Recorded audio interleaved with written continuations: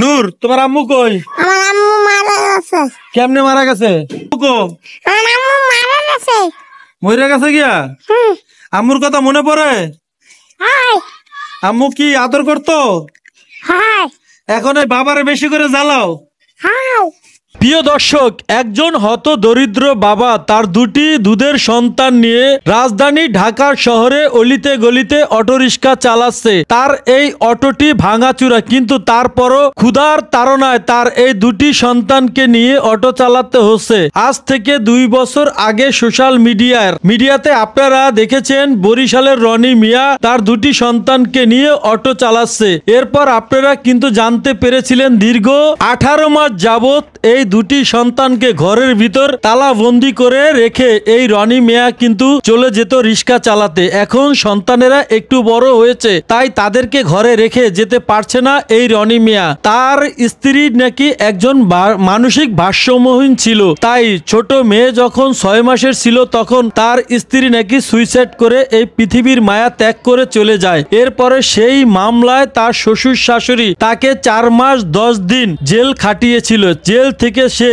মুক্তি পেয়ে এসে তার দুটি সন্তানকে নিতে এসে দেখে তার দুটি সন্তানকে নাকি তার শাশুড়ি 3 লাখ টাকার বিনিময়ে বিক্রি করে দিয়েছে। পরবর্তীতে সে আইনের আশ্রয় নিয়ে তার দুটি সন্তানকে উদ্ধার করে। এরপর থেকে কিন্তু সে তার এই দুটি সন্তান নিয়ে মানবিক জীবন যাপন করছে। বরিশালের অলিতে গলিতে কিন্তু তার এই সন্তান নিয়ে এই রনি মিয়া গাড়ি চালাতো। সেটা দেখে অনেকেরই হৃদয় কিন্তু রক্তক্ষরণ হয়েছে। এরপরে রনি মিয়াকে মানুষজন সাহায্যের হাত বাড়িয়ে দেয়। প্রবাসী এক ভাই রনি মিয়াকে একটি অটোরিকশা কিনে দেয়। সেটা দিয়ে দীর্ঘ 2 বছর কিন্তু রনি মিয়া ভালোই চলছিল। এর ফাঁকে আমরা যেটা জানতে পেরেছিলাম সোশ্যাল মিডিয়ার কল্যাণে নায়িকা পরিমণি নাকি এই দুটি সন্তানের দায়িত্ব নিতে চেয়েছিল, কিন্তু সেটাও আর হলো না। তো রনি মিয়া বরিশালে আর টিকতে পারলো না। এই সন্তান দেখে কেউ তার অটোরিকশায় নাকি উঠতে চায় না, তাই রনি মিয়া তার দুধের দুটি সন্তানকে নিয়ে ঢাকার শহরে চলে আসলো, কিন্তু ভাগ্য তার সঙ্গে যায় না। তো এই সন্তান নিয়ে কিন্তু এখন রনি মিয়া খুবই মানবিক জীবন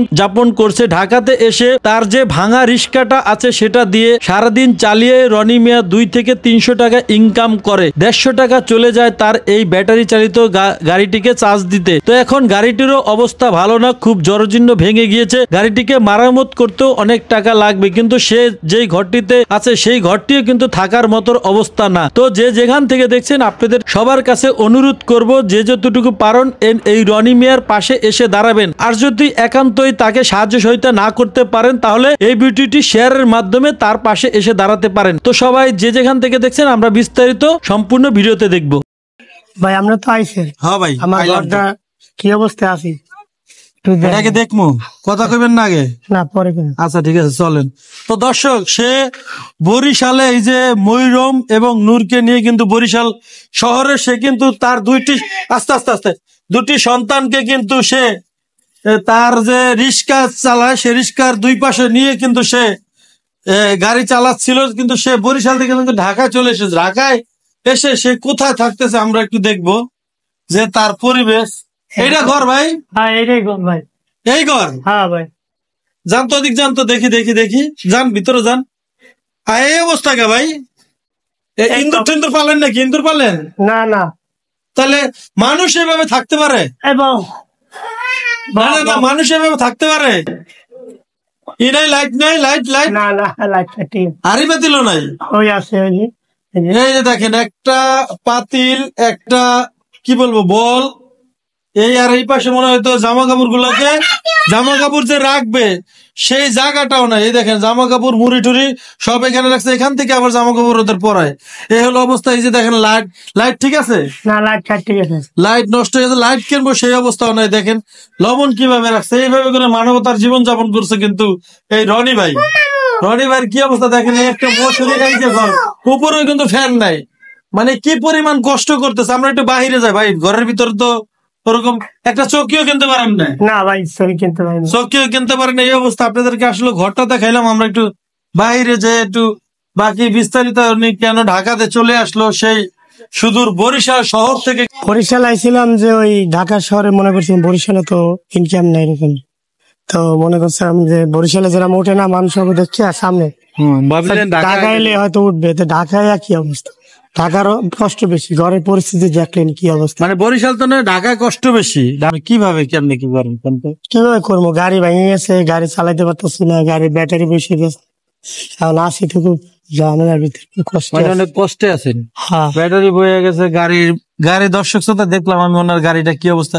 এই যে গাড়িটা চলতেছে এটাই ওনার গাড়ি, দেখেন কি অবস্থা গাড়ি, মানে একদম ধ্বজা ভাঙ্গা গাড়ি। তো এখন আপনি এই যে বাচ্চাদের নিয়ে আসেন, খাওয়া দাওয়া কিভাবে করেন? আমরা ঘরে তো ওরকম দেখি না, কোনো আন্ডি বাতি নেই। ওই মাঝে মাঝে রাঁধতে পারে, রাঁধতে নাহলে হোটেলে খাই, হোটেলে খাই। রান্নার পরিবেশ ওদের দেখি না। না, গ্যাস তো এইভাবে থাকে একটা মানুষ, মানে রাস্তায় যে মানুষ যে থাকে একদম সর্বহারা, তাদেরও কিন্তু একটা কিছু আছে, যারা রাস্তার পাশে ঘর মানে দিয়ে থাকে, টিন মিন দিয়ে থাকে, তাদের কিন্তু এর থেকে ভালো অবস্থা আছে। মানে এর কি অবস্থা, খালি দুইটা পুরান কম্বল, সেটিও মনে ধোয়া না, মানে নোংরা। আপনার ভালো জামা কাপড়ও নেই না? না। আসলে এরকম অবস্থা হলো কেন বলেন তো? এখন কি করবো, ওই যাত্রী ওঠে না যে গাড়িতে, ইনকাম করতে পারি না, সকাল থেকে 200 টাকা আয় করছি। মানে সারাদিনে 200 টাকা আয় করছে, মানে কতটা কষ্ট, মানে তার জীবন যাচ্ছে। এই দুইটা বাচ্চা নিয়ে, দুইটা বাচ্চা কিন্তু মনে করেন যে মা সারা দুইটা বাচ্চা পালা কিন্তু কঠিন একটা ব্যাপার, মানে এতটা, মানে সেটা আসলে বলে বোঝানো যাবে না। ওরা কি পরিমাণ মনে করেন যে দুষ্ট, মানে এদিক তো নদিক যাতে, গাড়ি তো অনেক সময় দুষ্টামি করে না, গাড়িতে করে গাড়ি চালাতে আমার সমস্যা করে, গাড়ি পারলে তো প্রবলেম করে না। হ্যাঁ। তো এটা বিয়ে শাদী করে নেন। বিয়ে শাদী করলে কি পালবে? পালবে। কেউ পালবে না, না? ওর মা যখন ছিল তখন আপনি কি করতেন? তখন রিক্সা চালাই, তখন কেমন ছিল সংসার? তখন ভালো ছিল।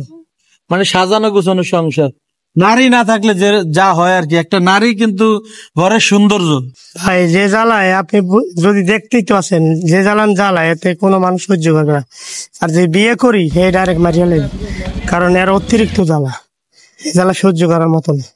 দর্শক শ্রোতা, আমি মনে হয় 5 মিনিটে আসছি, 5 মিনিটের ভিতরে আমার মাথায় ঘুরে এলাইছে এই দুইজন। মানে মা ছাড়া বাচ্চাদের পালা যে কতটা কষ্ট, মাহারা বাচ্চাদের, মানে সেটা অনেক ধরনের আবদার করে, কুচাল করে, কান্নাকাটি করে। কান্নাকাটি করে, আবার এই দুইটা চাই দোকানতে দেও, অত আমার তো সামর্থ্য নেই, যে ইনকাম তো হয় না। যেইভাবে থাকেন ঘরে, এটা কিভাবে কোনো মানুষ থাকতে পারে? কি করবো, কিছু করার নেই, পরিস্থিতি শিখে মানুষ তো দেখলেন, আপনিও দেখলেন তো, এখন দেখলো যদি কোনো শহরে হৃদয়বান ব্যক্তি হয় তো আমার সাহায্য পাশে দাঁড়াবে, ওদিকে বলেন, দাঁড়াবে আমার পাশে। আর যদি মনে করেন না দাঁড়ায় তো কিছু করার নেই। বাবা হচ্ছে যে আমার এই গাড়ি ভাঙা, ঘরের অবস্থা তো দেখলেন, করে কিছু নাই, গাড়ি দিতে যাত্রী ওঠে না, বাচ্চা দেখা। যদি কেউ আমার একটা চাকরি দিত, একটা ব্যবসার দোকানপাট করে দিত, বা এই গাড়িটা ছাড়া একটু ভালো একটু গাড়ি যদি কেউ কিনে দিত, তাহলে একটু ভালো থাকতে পারতাম। বাচ্চাদের নিয়ে একটু লেখাপড়া করাইয়ে মানুষ মতো মানুষ করা যায়। কারণ আমি একা মানুষ, আমি তো জীবন যুদ্ধে নামছি। মানে জীবন যুদ্ধ করতেছেন বাচ্চাদের নিয়ে। নূর, তোমার আম্মু কই? আমার আম্মু মারা গেছে। কেমনে মারা গেছে? মাছি গেছে। আম্মু কো? আমার আম্মু মারা গেছে। মরে গেছে গিয়া? আম্মুর কথা মনে পড়ে? হাই আম্মু কি আদর করতো? হাই এখন এই বাবারে বেশি করে জ্বালাও? হাই বাবারে জ্বালাইতে ভালো লাগে? High high high. তো প্রিয় দর্শক, আসলে বাচ্চারা এত পরিমাণ দেখেন কি পরিমাণ জ্বালাইতেছে। ভাইটি একবারে মানবতার জীবন যাপন করতেছে তার 2টা সন্তান নিয়ে। তো আপনাদেরও তো সন্তান আছে, আপনারা একটু এই ভাইটির পাশে দাঁড়ান, দেখেন কিরকম করতেছে। আপনারা দেখতেছেন যে বাচ্চা 2টা ছটপট করতেছে। তো ভাই আপনার সাথে যোগাযোগ করবে কিভাবে মানুষ? ওই আমার মোবাইল নাম্বার আছে। ওই যে আমার নাম, যেই নাম্বার ফোন দিচ্ছেন এই নাম্বার? হ্যাঁ। দর্শক শ্রোতা, স্ক্রিনে যেই নাম্বারটা দেখতে পাচ্ছেন এটা হলো রনি ভাইয়ের নাম্বার। তো রনি ভাইয়ের কিন্তু বেশি চাওয়া পাওয়া না, তার ইচ্ছা হলো যদি কেউ যদি কোনো একটি দারোয়ানি চাকরি দিত, একটা ছোট্ট একটা রুম দিত, তাহলে বাচ্চাদের নিয়ে সেখানে সেই দারোয়ানি চাকরিটা করতো। আর না হলে কেউ যদি তাকে একটা ভালো গাড়ি কিনে দিত, যে গাড়িটা বর্তমানে চালাচ্ছে এই গাড়িটা কিন্তু ব্যাটারি নষ্ট এবং গাড়িটা ভাঙা, মানে খুবই কষ্ট হচ্ছে। সারাদিনে 200 টাকা ইনকাম হয়, 200-300 টাকা চার্জ দিতে 150 টাকা লেগে যায়, তারপরে কিন্তু আসলে চলাটা মুশকিল। তার ঘর তো আপনারা দেখছেন এবং আমার স্ক্রিনে দেখতে পাচ্ছেন, এই হলো তার ঘর। ঘরের অবস্থা দেখেন কি অবস্থা। এইভাবে কোনো মানুষ বসবাস করতে পারে কিনা মনে হচ্ছে যে আমরা গোডাউন থাকি, গোডাউনের মধ্যে থাকে এই অবস্থা।